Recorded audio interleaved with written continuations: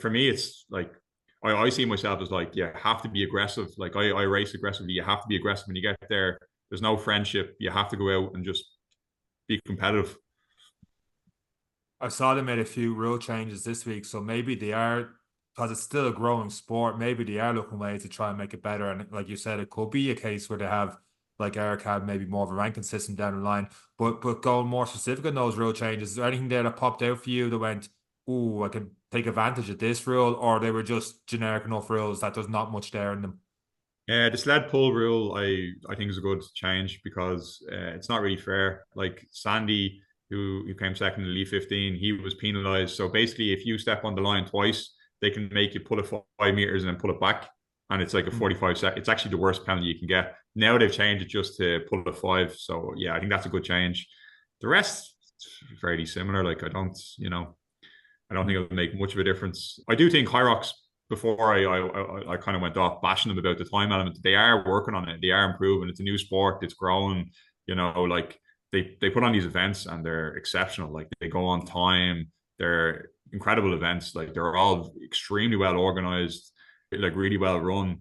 But just from a competitive point of view, getting in the Elite 15, and I just feel like they could make it a little bit more about racing rather than the time. That's the only thing I'd say.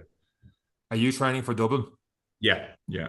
In your training leading up to Dublin, do you focus more on because it is an endurance sport, so and your times are for 10K 32 minutes is phenomenal. So do you make it more endurance based, or do you have more, like I've heard Hunter McIntyre, one of the American guys, talk about he's all in on strength and heavy squats and deadlifts and stuff, or is it more specific to the exercises? Okay, I'm doing wall balls, so I do wall balls in my training. I do walking lunges instead of heavy barbell lunges or split squats.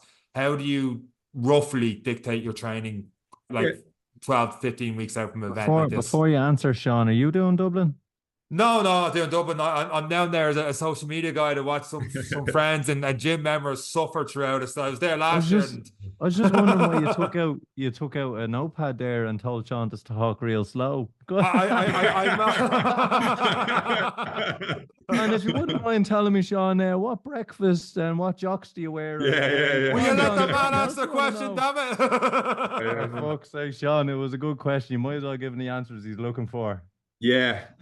So yeah, like training 12 weeks out, like I coach a few people, and like it's not complicated. It's not complicated. It's not rocket science. I think there is a lot of people out there that try to complicate it, that don't know what they're talking about. Like it's very simple. Like all the best athletes in the world, it's all the same. You need to have a running block, you need to have a strength block.